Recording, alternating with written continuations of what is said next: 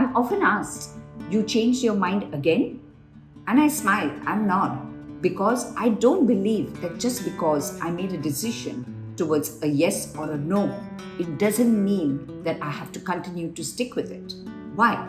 Because new data, different variables, and sometimes a cost benefit analysis about how much I'm expending, whether it is monetarily, emotionally, or in terms of energy, is or shows me that I don't need to continue the path I had decided on. Welcome. In today's episode of How to Quit, I want to talk about quitting. Often, quitting, the word, has a negative connotation. It indicates that someone doesn't have the grit, the persistence, or the determination. But I look at quitting in a slightly different way. I look at it as an agility of the mind, an agility to navigate when new variables crop up, when circumstances change, or when we realize that there is too much fatigue in a decision that we've been pursuing for too long. I'm listing 3 facets that make quitting a wise thing to do. Number 1, take off the connotation, which is negative, around the word quit and see it simply as a decision to make whether we ought to stick or not stick to a purpose or a goal that we may have decided.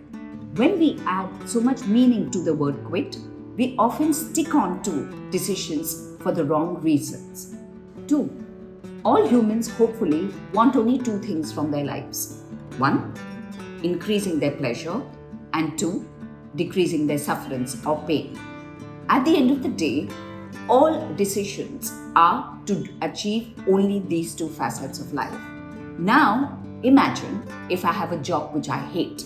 It completely gives me no satisfaction whatsoever. Yes, it gives me money, but I continue to persist with it even though I have another job offer at hand. Why am I not quitting? Because I believe that today, if I jump into the second job, I may not like it as much. But we never ask that here there is 0% satisfaction in the current job that I am doing. Is there anything less than 0%? So we never question ourselves enough about why is it that we are not changing our minds. Because we believe that a known devil sometimes is better than an unknown devil. But is the known devil giving me the life that I want? So when you quit, if you ask the question, will the second job, for example, be a little better than the first, because nothing can be less or worse than 0%, maybe you would take the decision to quit. 3, many people make goals ends in themselves. That means they decide that just because they fixed a goal, they have to now pursue it. The finish line, as it's called, can be quite detrimental to most of us. Again, let me give it in the form of an example. I've decided to climb Mount Everest.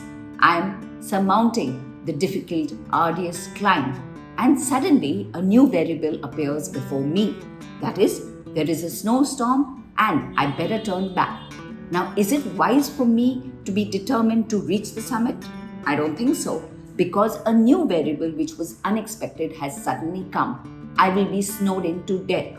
Isn't it better that I turn back and go right back to the base? But many a time, just because we fixed a goal, in this case surmounting the summit, I often dig my heels in to my own detriment. So summing up, 3 aspects to help you and I quit. 1, take it as a decision and do not connote any negativity to it. A decision which would help us to better our lives and to hopefully end our pain. 2, will sticking on to a certain decision of not quitting help me or harm me? 3, variables, circumstances, things change. Keep that in mind and then take the decision to alter course. I do not believe in the adage that quitters never win and winners never quit. I think that's a bit exaggerated. I would rather go with the philosophy that if quitting will take me and give me a better life, I will be a winner. Thank you for watching. If you liked this video, please hit the like button. Please do share it, and of course continue to write to me at varkha@varkhachulani.com. Till next week, it's goodbye.